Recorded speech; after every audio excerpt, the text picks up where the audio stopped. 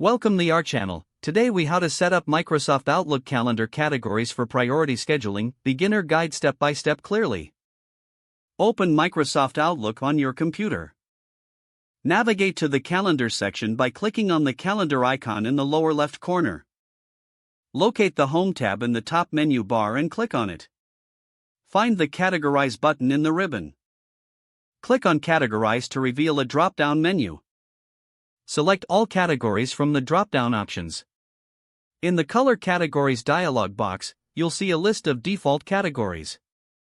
To create a new category, click on the New button.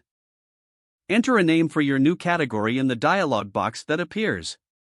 Choose a color for your category by clicking on the color box next to the name. Click OK to save your new category. You can repeat this process to create as many categories as necessary for your scheduling needs.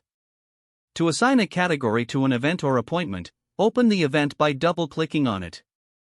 In the event window, locate the Categorize button in the toolbar. Click on Categorize and select your desired category from the list. You will see the selected category color appear in the event window, indicating it has been assigned. Once you have categorized your event, click Save and Close to apply the changes. To view your events by category, return to the main calendar view.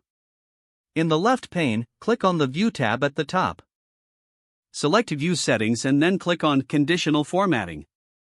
Click the Add button to create. Name the rule and click on the Font button to choose a display style for this category.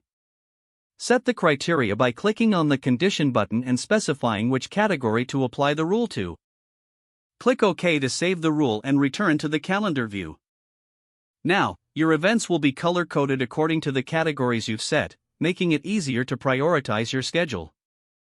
Continue to adjust and assign categories as needed to keep your calendar organized and efficient. If the page does not load, refresh the browser or try again in a private or incognito window.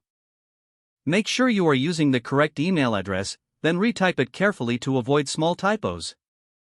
If your password is not accepted, use the reset option and create a new strong password you can remember.